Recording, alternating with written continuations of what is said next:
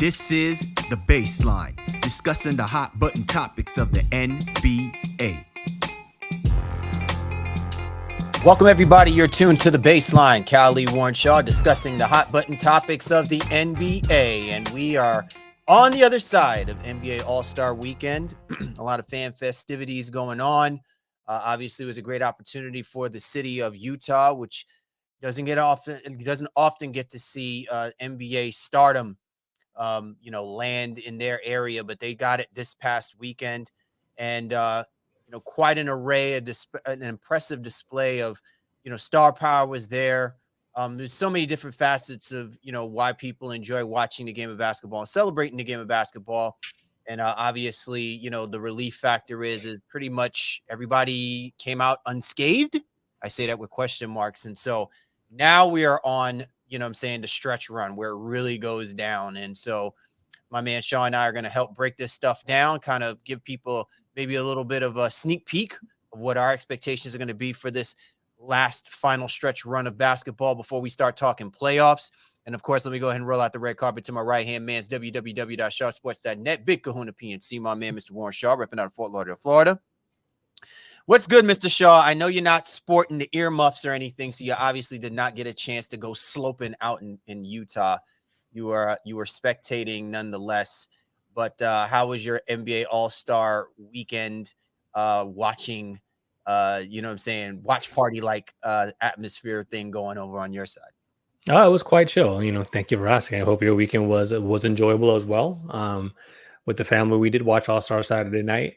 They were a little tapped out, didn't care too much about Sunday, and I think a lot of people probably didn't care too much about Sunday. But in general, we had a nice time Saturday watching the 3-point contest, dunk contest, and skills competition, etc. Had a nice little meal. It was a vibe. So missed out on the festivities out there in Salt Lake.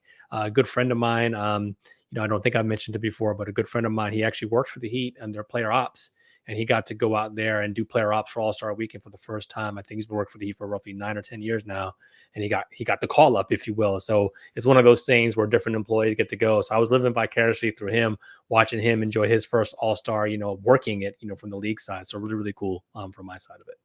Yeah, and we've done NBA All-Star Weekend, quite a few different times. Yeah. And I think one of the things that we wanted to always give people a little bit of perspective of, and I don't know if whether or not we how do I say, we succeeded at the level that I think we wanted ourselves to succeed at doing, is really giving people an understanding of what really goes behind the scenes so much. I know everybody is focusing on what the product looks like by the way that the TVs and the media is laying out and portraying. But I really think that we've gotten to a space when we're talking about All-Star Weekend that is far beyond just guys going out there and just playing on the basketball court. And we talked about this especially too, because one of the focal points about our show has always been not just the game of basketball, but also the culture of basketball and how it's had an impact, not just from the sports aspect of things, but even from the business and entertainment aspect of things, and why that has to be brought out into the light. And I think we continue to keep pounding this, as long as we'll continue to keep doing our podcasts. And I'm sure with our colleagues out there who continue to do podcasts, the emphasis has to be more so on the NBA's ability to really highlight the work that they're putting in on the back end of things that is making it go. People no longer want to see the shiny object. They want to look at the interior of their Maserati. They want to see how that, because people want to replicate that fandom, that stardom, that the things of that nature. And that to me is why I just never quite understood why all of the emphasis continues to be about what you're going to put in front of a TV lens, rather than capturing the hearts and the minds of people who now have access to social media. It's such a great length to giving people the feels of what it's like if they weren't there. I don't think enough of that has been what's going on. And if you're going to ask the players, you're going to put it on them to give people that to tell that story, then it's the media's responsibility to lay that opportunity out there for them to talk about that, to give them the platform for them to speak about the different brands and the things that they're doing, and for us to be in tune with that, seeing that. That's what should be displayed. And again, I get it. This is all about the TV negotiated deals. It's all about the ratings. but brands make a big part of why people follow the players. If the players are affiliated with certain things that we want to be a part of, we need to know more about that. And that was another great opportunity where the NBA could have shifted the focus on it has to be about the quality of play on the basketball court and more about the business of how the NBA has its hands on so many different things. And so many entities of the things that we live in our everyday life. The NBA can play a role and a part in that. And that was an opportunity for them to do it this past weekend. Yeah, I think that's an interesting take, my guy, only from the sense of because to highlight that maybe that a lot of this stuff is being highlighted maybe more on their socials and not necessarily, on TV for brand television, because those who aren't there, like you can't really even get the full experience about what it means to be in a brand activation. You can, do a panoramic of a room, so to speak, and see Ja Morant's shoe coming down an ice slide or whatever the case may be. But if you're not physically there, I don't know, maybe if some of that doesn't resonate, at least not from a TV production, but those things can very well be captured on social media. But as you alluded to, I think, very poignantly, the essence of NBA All-Star Week has definitely shifted away from the actual events. I think the last few times we went, we were just like, and people, oh, you go into the dunk contest, oh, you go into the game or whatever. And at some point you felt like, oh man, you might be embarrassed that you weren't. But I'm like, nah, I'd rather be at, this thing that Tissot has got going on, or this thing that Nike is putting on, or whatever the case may be. That's just a little bit more meaningful. And then I'll go watch the game or whatever, the Yeah, competition yeah. from the hotel, Have it on or their 80 screen TV, right? yeah, So you know what I mean? Because in arena, it's like it's one of the things, like, things get us on a tangent, but I'll bring us right back. But it's like I went to the Players Association Awards that one year that BET hosted it or whatever, and it's just like the drama behind TV.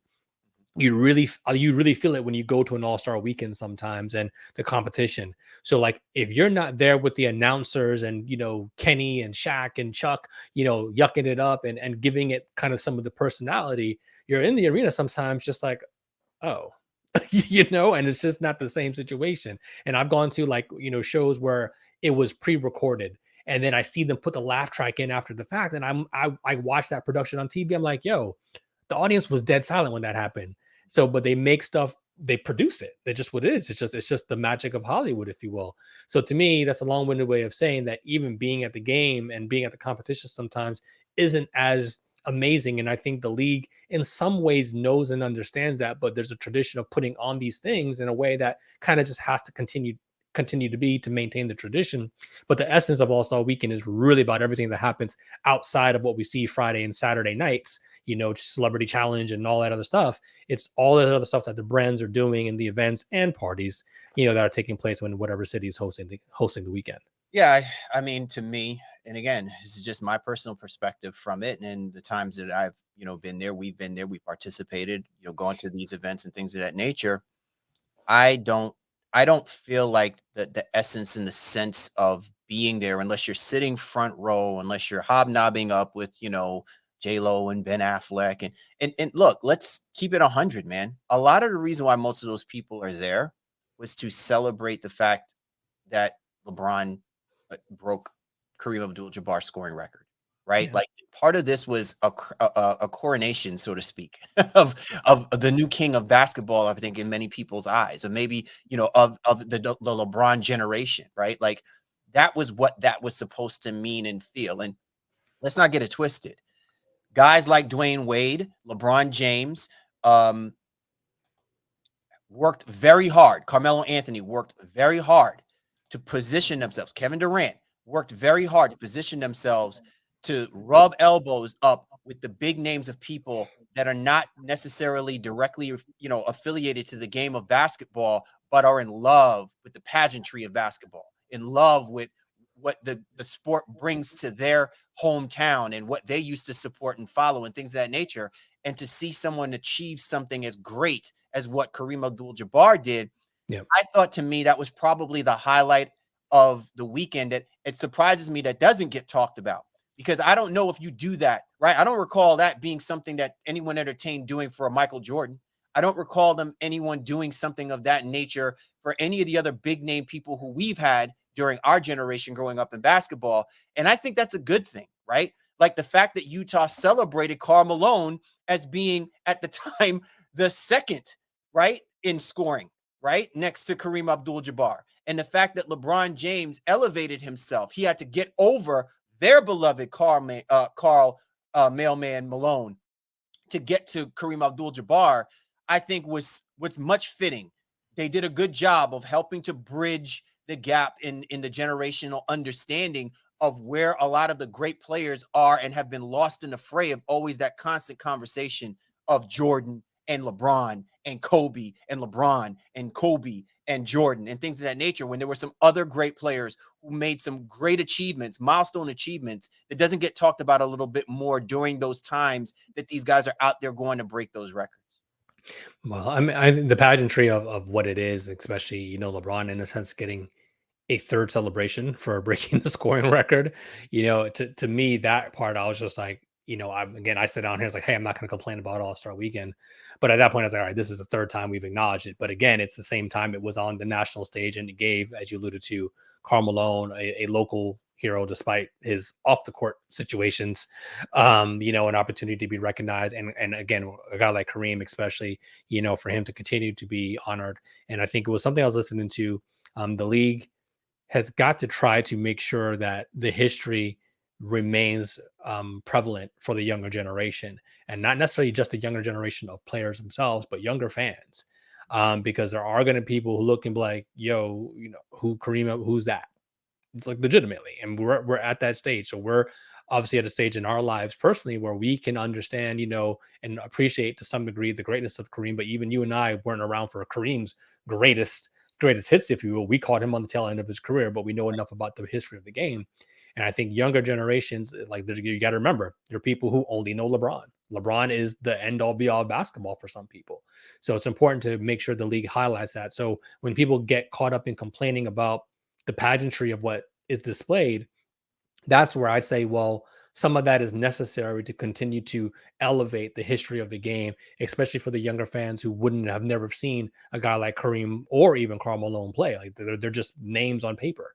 So to be able to put a name to the face to some degree is I think is important in some ways. And yeah, maybe they can figure out ways to kind of produce it better and maybe even speed it up so you can still kind of get back to the festivities.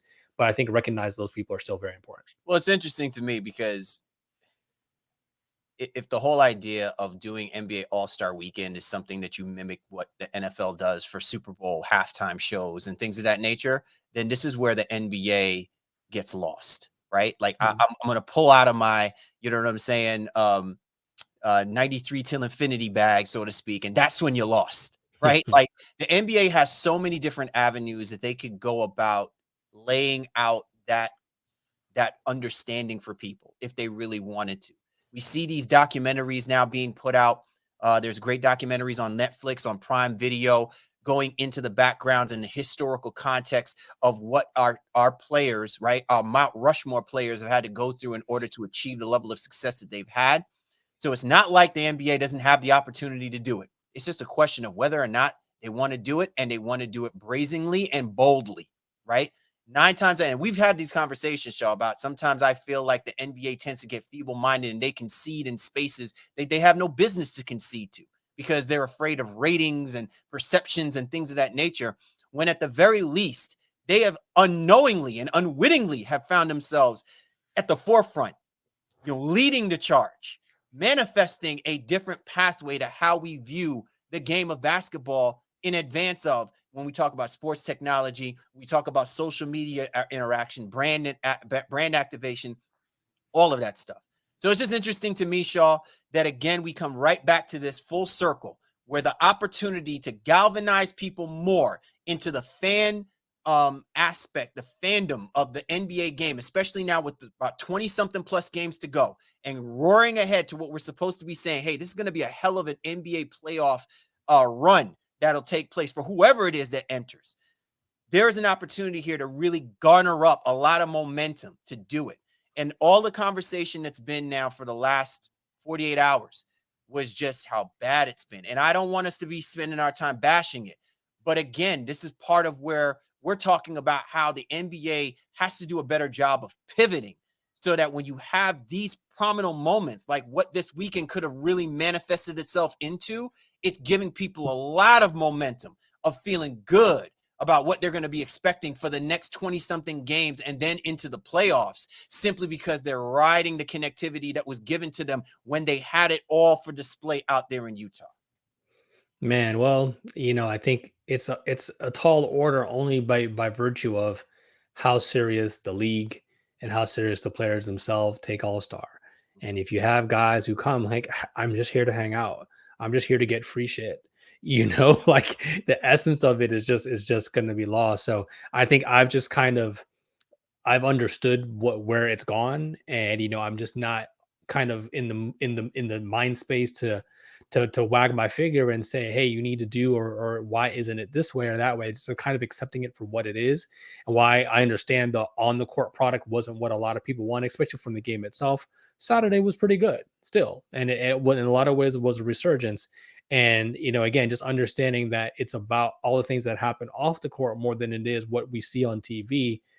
Having been there ourselves, that's where I just kind of like, I'm just going to have a different perspective on how the league should be portrayed in some ways. So, but it's a very, very layered and nuanced conversation. And a lot of people have a lot of strong feelings about it. And all your other shows and podcasts are just kind of like taking the bashing approach. And while I admit that it's flawed, I'm not willing to kind of just say, hey, you know what, scrap the whole thing, throw it away.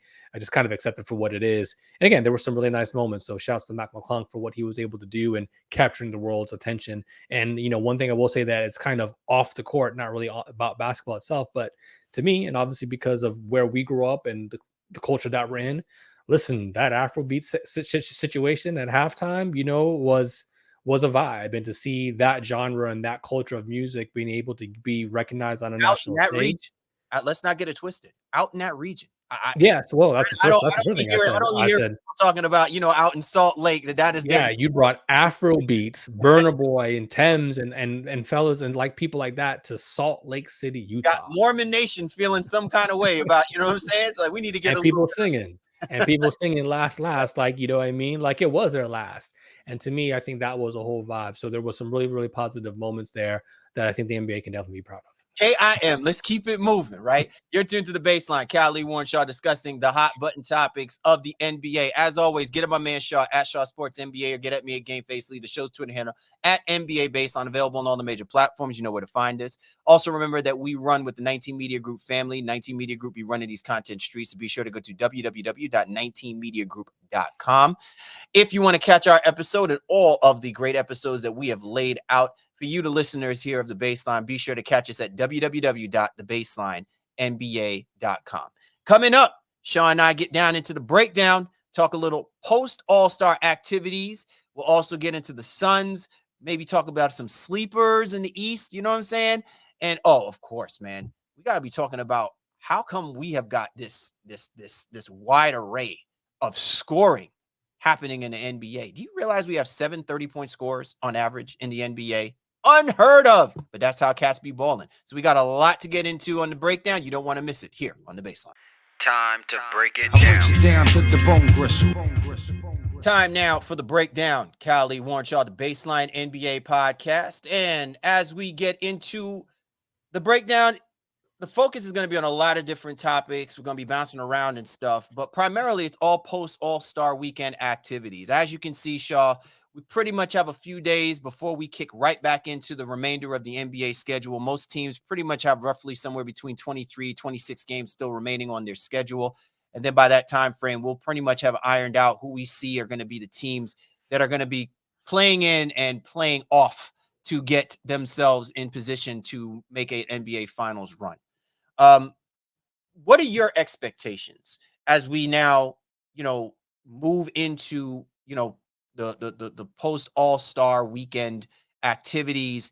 Who are you seeing yourself keeping your eye out for? And what do you make of so far the buyout activity? Obviously, the big names, Kevin Love, he's expected to sign with the Miami Heat. Russell Westbrook, he's expected to find himself playing with the Los Angeles Clippers. How big are those moves as we now lend ourselves with some 20-something games remaining on the schedule? Can they help contribute and elevate these two teams to be contenders? Yeah, I think what's really great about this time, and we said it when we did our buyout season show, a week or so ago. It's like we all trick ourselves every year into like, oh, this guy is going to be so impactful, for them. And very rarely does that happen. But there are some names here now too, I think, who can be somewhat difference makers. And with Westbrook going to the Clippers, more or less a done deal here now, spurning Miami, spurning Chicago. I think it's a really, really interesting move, I think, for the Clippers, and you have to be on board. You would have to hope that not only Kawhi and PG, but that entire locker room and front office organization is like, yeah, let's go ahead and do it. So if the Lakers and Clippers somehow meet in some sort of seeding battle or whatever the case may be, and I don't think there's a real way that they can meet in the playoffs themselves, but I'd be really interested to see how that works out. And I'm excited for Russ staying in LA, and hopefully he can get it right this time for the Clippers lens. And then the Kevin Love situation in Miami, I think, is really interesting. Figures he will get a sizable role there. I really want to see how it plays out, because I really do, because is he coming to play 5? Is he coming to play the 4? I just don't know. I mean, I know there's a lot of excitement in Miami, but that's just kind of point where we're at now. Like, hey, because they didn't make any moves, so the fact that they're able to do this, like, well, it's a move. So now they're really excited about it. I just don't know what it really means. And as we're recording, Pat Beverley, since Westbrook goes to LA, Pat Beverley ends up going to Chicago. So don't know what that looks like. Somebody else just tweeted here right now that, hey, Pat Beverley going to Chicago shows that real contenders, weren't that interested in bringing him on. So Chicago goes to a place, and he's from Chicago, I believe. So great homecoming for him, and see if he can get to turn their season around a little bit, to at least to try to fight for a playoff spot. So the buyout market is continuing to bear some fruit. Still have a couple weeks here. You need to just kind of be off and be available by March 1st, as we all know. And then we'll see, a couple other contenders make some moves out there. Well, so when it comes to Russell Westbrook, right? It's kind of interesting to me, man. Earlier this year, NFL fans out in Denver were like, finally, we're going to let Russ cook, right? LA Clipper fans are going to be like, we want Russ to cook. Just please make sure you're watching the pot. Yeah, you can't walk away. You can't walk away from that stove. Oh, right? Like, you got to make sure you watch the pot, right? But let me say this. If you are Tyronn Lue, this is about as good a scenario as you could possibly have in rolling the dice with at least a proven player who can at least be on the basketball court. I don't know much about how much confidence the organization has, whether or not they truly believe that this is, NBA Western Conference Finals or NBA Finals or bust when it comes to this combination of Kawhi Leonard and Paul George. But there needs to be a connective tissue of consistency.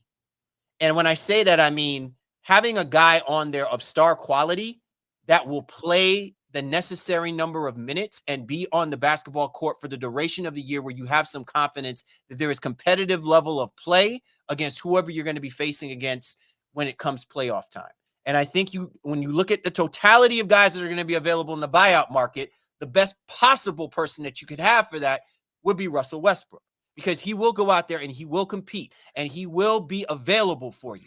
And that's not to take anything away from when they had Reggie Jackson. That's not to take anything away from the guys that they currently have on the roster. But if you ask me whether or not is Russell Westbrook worse than any of those guys, hell no, right?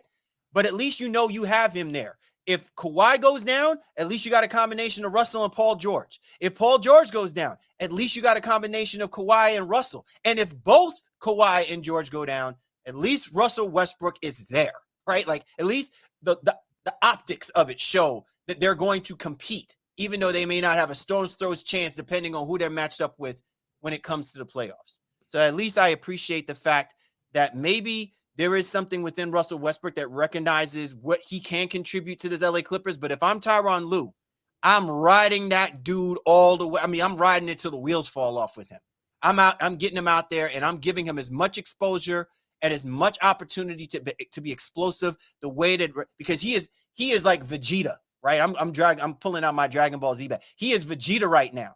He feels like he has got something to prove to people. And there is so much venom and anger. And it may go towards the team. It may go towards the opposition. It may go towards the fans. He don't give a damn. But if it's out there, it's palatable, right? It's like it's there. You can feel it. You can sense it. And I would rather have that on my side than to find the person to be receiving it from the blowback of not giving it an opportunity or chance.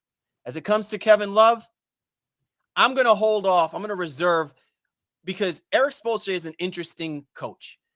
We know that he will use Kevin Love. My question is, will he use Kevin Love? Because maybe Kevin Love believes that he should be playing 28, 30 minutes per game. And if Eric Spoelstra had it his way, if he can lean back and see the Kevin Love that helped win LeBron that championship, he would probably have him playing that.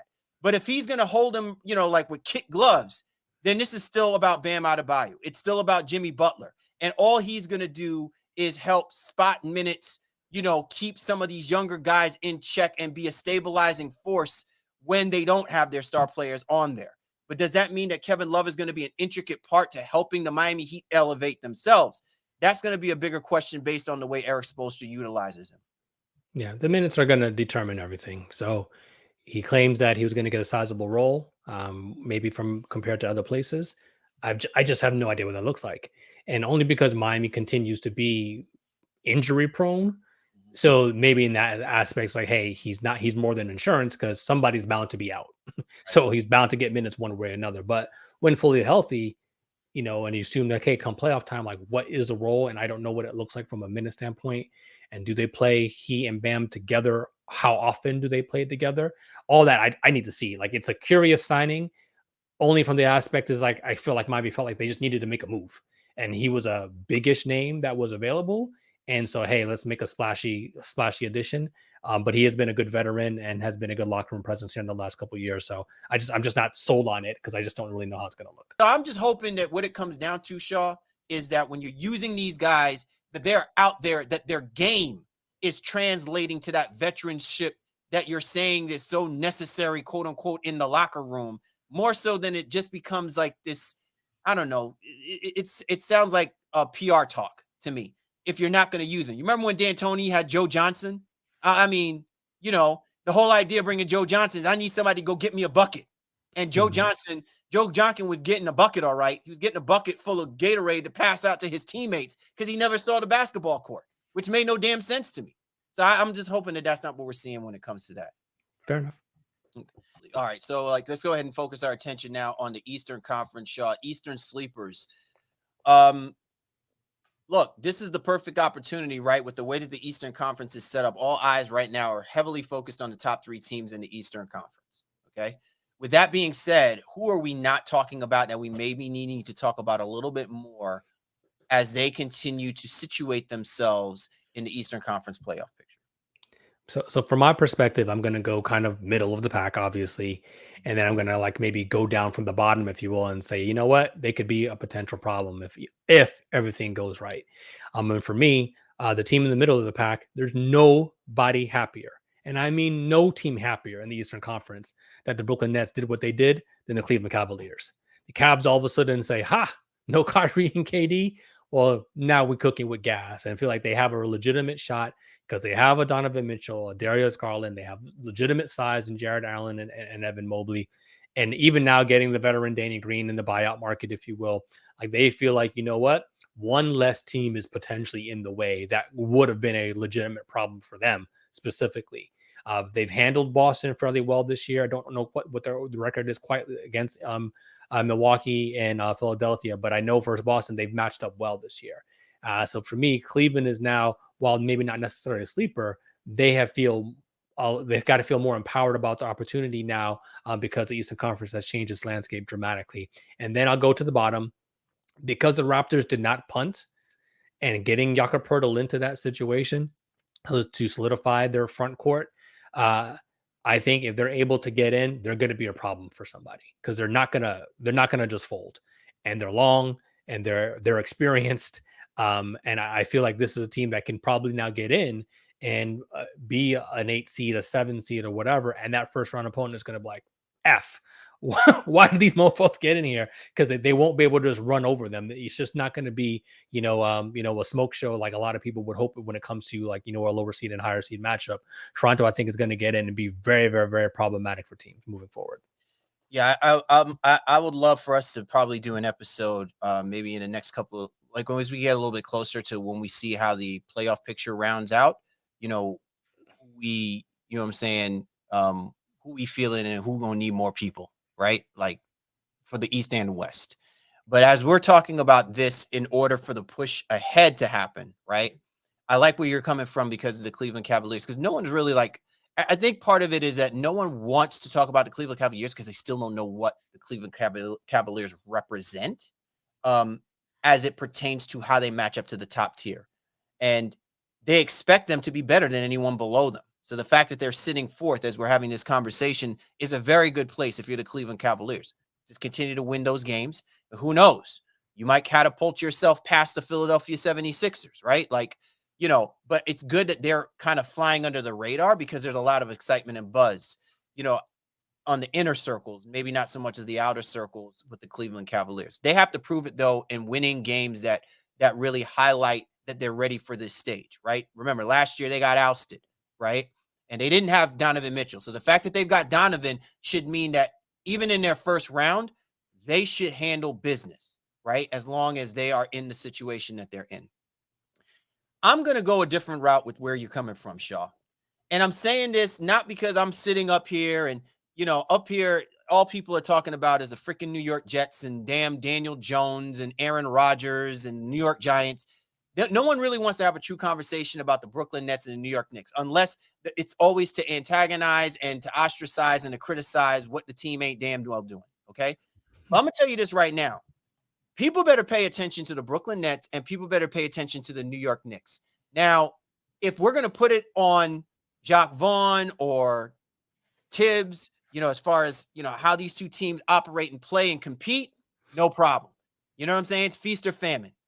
But the talent that is coming out of both of these teams, for the purposes of what we're talking about for this Eastern Conference playoff run, I will say to you, Shaw, that they can be a matchup problem that I don't think a lot of people want to deal with either, because you've got a lot of heady players, a lot of hungry players, guys that are in hoop redemption, so to speak, about the way that they are perceived when it comes to playing big time basketball. And as long as the Brooklyn Nets and the New York Knicks handle their business, and right now they're sitting in the 5 or 6 seed, if you're the Miami Heat, don't know if you want to be dealing with that. If you're the Atlanta Hawks, don't know if you want to be dealing with that. Any of these playing teams, because the Knicks and the Nets have proven that they can compete with these guys, right?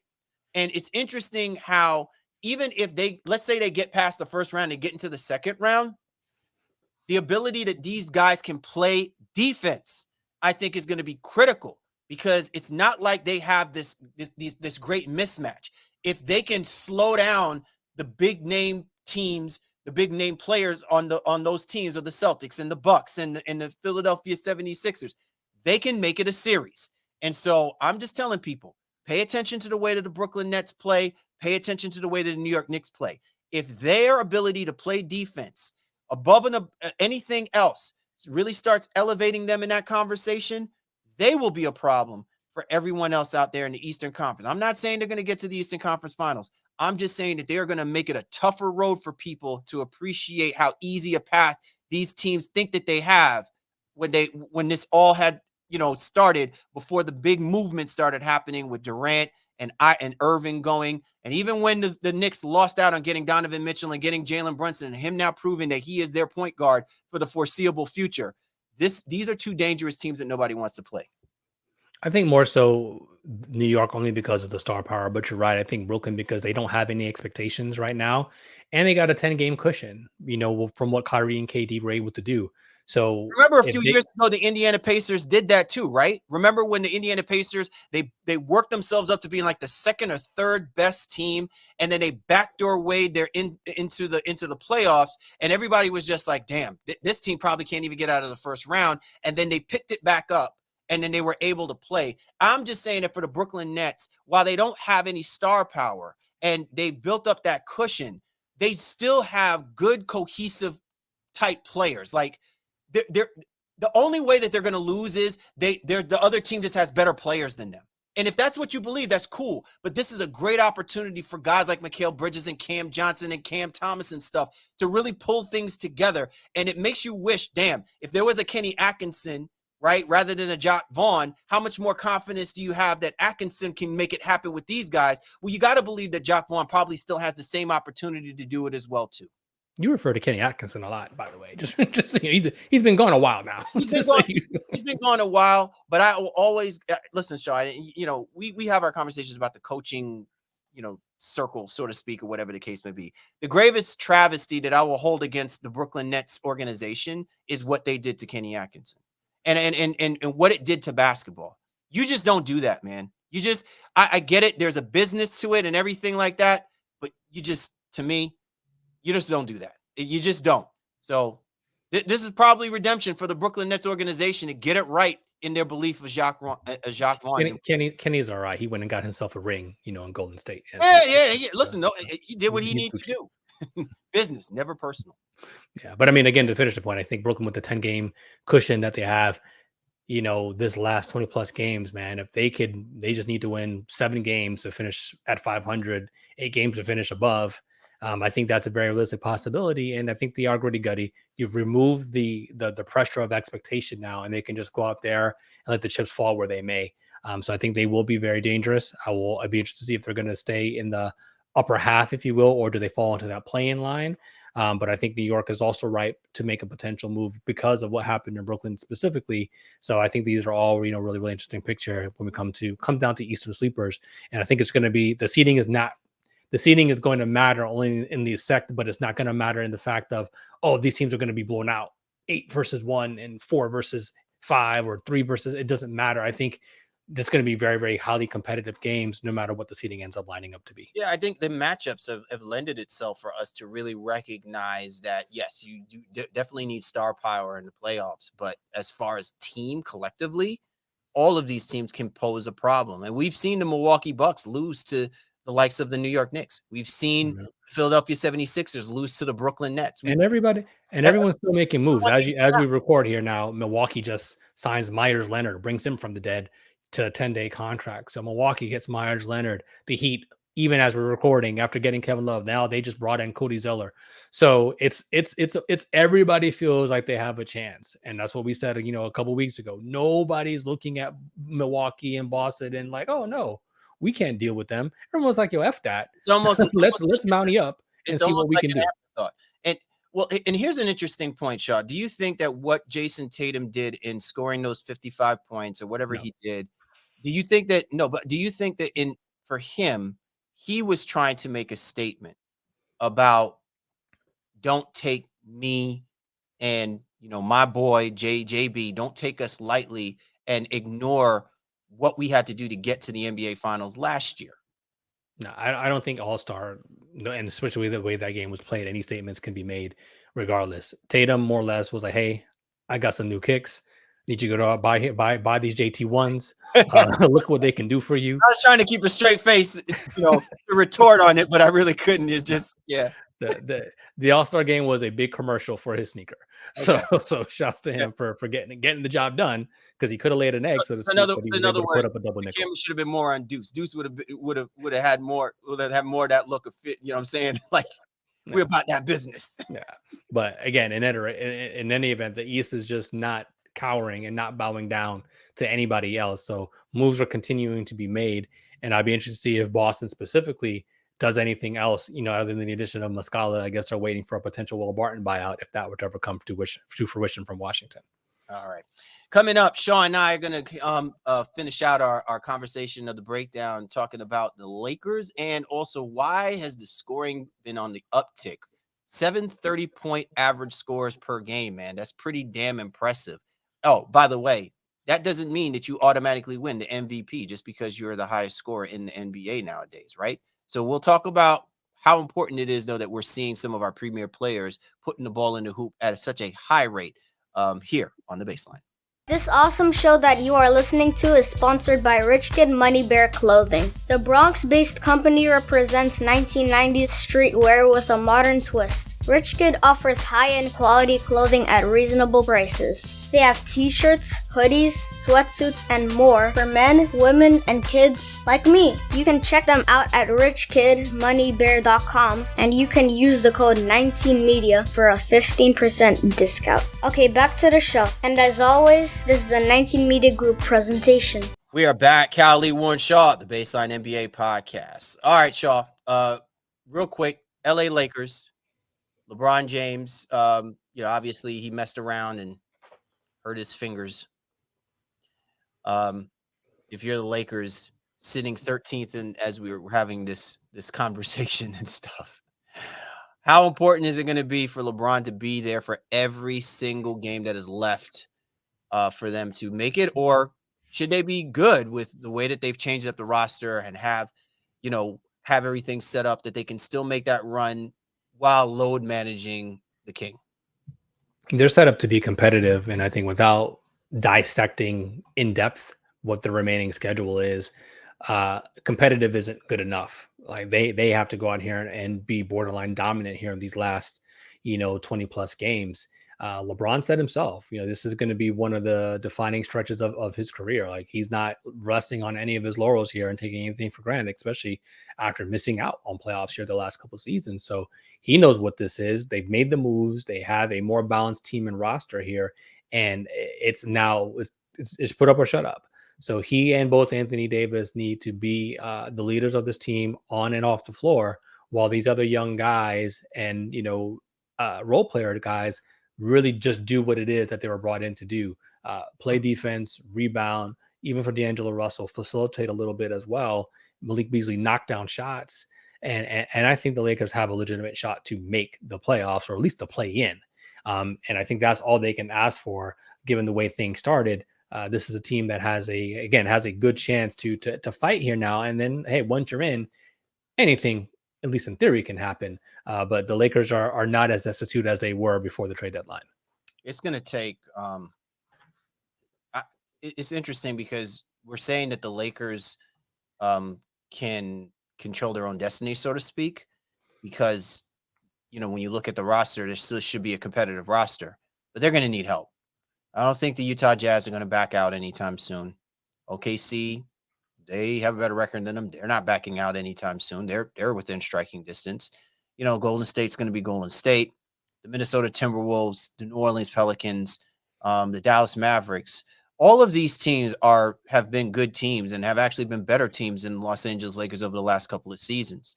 I think it's going to take 2 or 3 of these teams to kind of fall by the wayside to give the Lakers an opportunity for them to even get into the play-in. I don't think it's just about them winning the games as much as it is that I'm going to buy into the fact that, some of these teams are just going to have to hit a hard spot and at the worst time frame possible if their expectations are to try to get into the playoffs. So, let me just break down, not necessarily not go for game, but they only have 2 easy games, I'd say, remaining on their schedule, and that's 2 games against the Houston Rockets. The last game of the year they play against the LA Clippers. Mm-hmm. And if Law Murray, what he came in on our show and said, Ty Lue was like, F those guys. I don't think that if the Clippers, even if they're settled, I don't know that they'll rest. If they have a chance to keep the Lakers out of the playoffs or the play-in that last game, I'd look for Ty Lue to making sure that his guys probably play. And Russ specifically is going to want to play. So, I mean, that's looking way, way, way down the line, and a lot of things have happened. I think your point is so spot on about all the teams that they also have to leapfrog, even though it's only 2.5 games. But with only 2 games against teams that I think are guaranteed wins, if you will, and those 2 games versus the Rockets, everybody else, even the Raptors being a below 500 team, even against the Orlando Magic, a below 500 team, those are hard games. Those are games that neither one of those teams are gonna be just kind of sitting down and handing over to the Lakers. So the Bulls, the Thunder, the Mavericks, the Raptors, the Grizzlies, the Knicks, all those teams left are for the Lakers to play. So it's going to be an uphill battle, and I think it's going to be tight. It's going to be real, real close for them. But I can't wait to see, especially if it comes down to that last game and the Clippers have a chance to maybe ruin their destiny. Oh, absolutely. I wish I was able to pull some numbers, when I look at Anthony Davis. But, Shaw, if you ask me, what is it going to take for them to leapfrog and come out ahead, come out with a winning record? Because I believe at the after the All-Star break, the Lakers have the hardest schedule, or among one of the hardest schedules. Well, after looking at that, I believe you. Yeah, right. So my whole thing is that this can't be just about LeBron James. This Lakers team can only go when you have an MVP-like version of Anthony Davis playing on a nightly basis. And the problem that I have with even making that assessment is that when you ask or demand of that from Anthony Davis, you are also exponentially increasing the likelihood that he will get injured and he will not be available for the remainder of those games. Something is going to happen. And I'm not trying to jinx him. I'm not trying to be an a-hole about it. I'm being for real. When they try to ride Anthony Davis, which they've done numerous times, something happens where he winds up being sidelined. And to me, the greater good would be if I can get 75% Anthony Davis, but it at least be sustainable throughout the rest of this run. That means that you're the greater 25% that you would ask of an MVP like kind of player has to come from LeBron James, right? Or you're going to have to be an all-star Rui Hachimura playing next to LeBron James. Somebody else is going to have to carry that burden, to carry that load if they're going to wind up winning the majority of games necessary for the Lakers to be even in the playoff picture or the play-in tournament by the time that we have this conversation at the end of the year. And it's to me, at times, I feel like it's too tall a task to ask of, especially for a first-year head coach in Darvin Ham. It's almost crazy. It would be easier if they had won a good majority of the games. If they were like 500 right now, Shaw, I could live with the idea that if they win enough games, they should still be able to get in. But I'm telling you, man, something's telling me they're going to try and ride Anthony Davis. They're going to try and push Anthony Davis to play at such a high level, which you should expect all your great players to do. But in doing so, it is also increasing the likelihood he's going to injure himself. Well, my closing thing is like, so, we like to at least keep our due diligence here on our show. And, the Lakers actually have the 6th easiest schedule remaining. And I think it's because of they're going to make because of the OKCs and the Chicagos that are on that lineup. But as I'm saying, my point and your point to some degree are still being made is like, even with those records, I think they're all teams that are fighting and scrapping. You have 2 games against Utah, 2 games against OKC, 2 versus Chicago, and obviously 2 versus Houston. Those are teams under 500, but they're teams that are really, really fighting and trying to get into the playoffs just as LA is. So to me, those are not cupcake teams and things that are going to be easy for them to overcome. But hopefully, if you're a Lakers fan, they find a way to buck up here and hopefully keep Anthony Davis healthy and LeBron healthy and engaged, to get the job done. It would be interesting to see who the teams that OKC, Utah, who they are going to be playing before they play the Lakers. If they, you know what I'm saying? Like if you go in, let's say OKC plays the Denver Nuggets and the Denver Nuggets just take them to the woolshed, right? OKC comes in to play the Los Angeles Lakers. That could have an effect, So it will be interesting to see whether or not they're back-to-backs or, just whether or not they're going to be coming in on a 2-game, 3-game winning streak or losing streak. All of this stuff is going to have to come into play when we're talking about the Los Angeles Lakers, because it just simply can't be now how it used to be, where if you've got LeBron James and Anthony Davis, this should be a given win, which is kind of sucks, but that's the reality of what's it like to be a Los Angeles Laker fan right now. All right, y'all, let's round out the conversation with where we are. The NBA right now, we have somewhere like around 730-point scores in the league. What is the likelihood that we're going to still have this many dudes scoring over 30 points per game by the time that this season ends? So I think we are probably going to see at least 5 of those guys finish with over 30. And I think in no season have we seen. So you're saying that again? You're saying at least. I think all 7 have a chance. I really do. I think all 7 have a chance, but there's a lot of factors that can go into why maybe some of them may not, but there's at least 5 of them that I think are set. Like that's going to happen. And we haven't seen a season like this in a very, very long time, or really ever.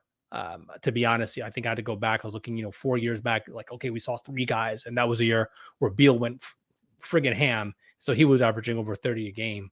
You see a lot of guys at 29.5 and 29.6. So if you round up, but not actual legitimate 30-point scorers. So to see 7 guys doing that right now and really no signs of slowing down, I think we're in an unprecedented time here in the NBA, and I think it's going to be a real interesting way to kind of close out these last 25 to 28 games. Well, I think it's awesome, right? Like what we're seeing is exciting individual basketball.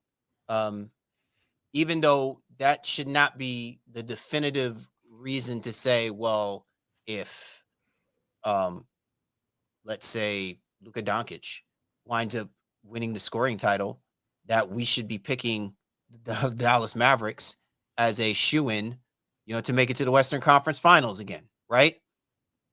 Steph Curry comes back. He obviously is the more consistent scorer for the Golden State Warriors. He comes back and he, goes back to his scoring ways and stuff like that. The Warriors aren't guaranteed to get to the Western Conference Finals, right? John Morant.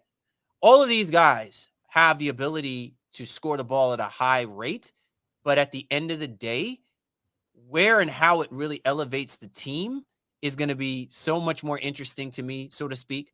But it will highlight when it comes to NBA primetime or, on NBA on TNT and stuff like that.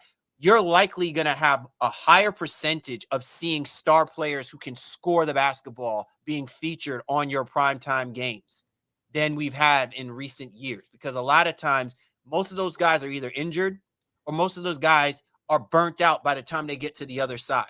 You know what I'm saying? So it's going to be interesting to see how many guys can continue to maintain and how many guys are going to be even more elevated. I love the fact that Joel Embiid is among one of the top scorers in the NBA. This is the time, though, where I want to see Joel Embiid even go higher, do even more as far as scoring the basketball goes, like dominate in that sense. I don't know if it's going to win him MVP. I doubt it very seriously. His body of work has been very inconsistent. But we've seen those stretches where he can literally, you know what I'm saying? Like, I want to see him drop 60. I think he can do that. Whether or not, Doc Rivers wants him to do it, I don't know. But, like, I would love to see Joel Embiid do big man things, you know what I'm saying? And score that basketball in that kind of way. Mike Malone is, Nicola, you want to drop 60 for me, buddy? Do it, man. And Nicola's like, no, I believe in team, coach. I believe in team. You know what I'm saying? Like, that's Jokic because he's such a well-rounded player. But if Nikola Jokic was in his bag, like his first 2 years in the NBA and had the amount of minutes and time that he gets like right now as an MVP guy, you think he wouldn't be scoring 50, 60 points per game? Please. Well, I think where it lands is Tatum and LeBron to me are the two guys. I'm not quite sure if they'll be able to finish above 30. LeBron's right at 30. Tatum's at 30.6. Think he should be safe, but only because I think Boston is going to start to monitor his minutes a little bit more here down the stretch. And, I don't know that he'll be able to put up all-star numbers. He won't have a carte blanche. You mean to tell me that the 55 that he dropped at the All-Star is going to be the last time that we see him in that I just feel like they're going to figure out some things, but they also need to start cutting down his minutes. So, I think because LeBron also has more help in theory, maybe some of the offensive workload, he's not going to have to score 30 a night, and he can be more of the 27, 25 a game and facilitating, especially as Anthony Davis gets back up to par. So to me, those are the two guys who are probably the most likely to fall out of the 30-point club. While I'd say SGA, he's clearly the offensive leader there. He's going to continue to take all the shots he needs. Dame, Giannis, Joel Embiid, and Luka. And Luka and Joel Embiid are so far ahead at 33 a game. I just can't see them dropping below 30, especially when only 20-some games left to play. I'm saying 5 out of 7. I'm really curious, though, from your perspective, real quick, Shaw. When we're talking about Luka Doncic, right? Like, Luka at this moment in time, he's going to be sharing the basketball with Kyrie Irving. I'm willing to bet more so that Luka wants to see Kyrie Irving cook. Won't that compromise? I'm not thinking too much about the points per game as much as I'm thinking about the efficiency of getting to those points, right? Like you can guarantee that with Kevin Durant. Kevin Durant is he'll probably go down as one of the most efficient scorers ever to play basketball. He can give you 40 points, only taking 13 shots, right? I mean, the way his game is made and tailor-made, you would have thought that, James Harden would have been that dude, but Kevin Durant's the originator of this. I'm just wondering, for a guy like Luka Doncic, who really doesn't do that, he doesn't shoot, the free throw percentage really well. He doesn't shoot a great 3-point shot, right? he's not, to me, going to be expected to like downturn the volume of shots. But I do believe that he's someone who will defer when he sees the rest of his teammates getting off. And I'm just wondering, will that bring him down? You know what I'm saying? To size, so to speak. I just don't think, because of how many games are left and because he's at 33.3 a game, it would take a pretty decent substantial drop off. Like he'd have to average like 20, and I don't think even with Kyrie there, like that's going to happen. He's still going to be at 25 plus, even with Kyrie in tow. And I think he's built up enough of equity, even if he drops like a full point. So if he doesn't average 33, maybe he averages 32.2. Right. I think with how many games are left and what he's still going to be able to do, it would be hard for him to drop 3.3 points or 3.4 points off of his average in the last 25 games. Like, you just got to think about the math there. That doesn't seem realistic. You know what I mean? Unless he goes out there and has a bunch of 2-point games and get hurt. You know what I mean? So to me, he and Joel Embiid are probably the safest, just by virtue of having the most equity built up in the first 60 plus games of the year. Your overall assessment, though, Shaw, about what this does say to have this many people scoring the basketball the way that they do. Yeah, I mean, it's truly indicative of the times we're in. You know, the guys are better offensively, the schemes are better offensively, but defense has just taken, inherent step back. And we don't want to get into, get off my lawn conversation back in my day in the 90s basketball and all of that. There are many factors that have contributed to this, but I'm just going to put the onus on the skill level of these players to be able to go out here and do it every night, and to do it in a way that is still, mostly efficient, and in a way that is not even, I don't think any of these guys, I mean, maybe some would say Luka is a little, not necessarily hoggish, but he's a little, more ambitious offensively than maybe he ultimately needs to be. But then there's like who else is going to score the basketball? All of these guys are the clear-cut number one dudes on their team and need to do what they're doing to have the level of success that their teams are having. So to me, I think it's all valid that these 30-point per game dudes are just, again, they're doing what needs to be done for their teams to win. And I commend them from them going out there and actually getting the job done. Well said, brother. Well said. Awesome show this week, Shaw. As always, man, bringing that fire, that butane to the conversation. And I'm looking forward to this remaining, handful of games that are still left to be played, and for us to really start getting into that conversation about which teams are going to be playing in, which teams will already, have their tickets booked to be participating in the NBA playoffs for this year. And, getting some really quality people on board to have some of these conversations, setting the expectations about who's going to make that legit run out of the East and out of the West to compete for an NBA championship. I'm really intrigued by this year, Shaw, because I think it's not even so much more the name power as much as I'm thinking about how these teams have used the season to put themselves in the position that they're in, to give confidence to the idea that they should be competing for an NBA championship. Some of them have used their mouth. Some of them have actually let the record speak for themselves. Some of them have used free agency in order to position themselves. And some right now are using the buyout in order to position themselves to do it. And that's what I think I love most about what this season is bringing. There are different aspects to how you address what the statement is being made by the organizations and the teams collectively in their approach to trying to make this run to eventually be competing for an NBA championship. Yeah, 1,000%. So again, nobody's afraid of nobody. And the stretch run will be a lot of fun. And I'm excited to have this conversation with you and the many guests that will be gracing the show here as we close out the rest of the season. NBA basketball continues to give. Absolutely, man. Once again, we'd like to thank you and yours for hopping on board with us this week for the Baseline. Callie, Warren, Shaw, we appreciate you guys. Enjoy that all-star weekend time off before we get right back into the swing of things with the remainder of the NBA season. And we'll catch up with you next time.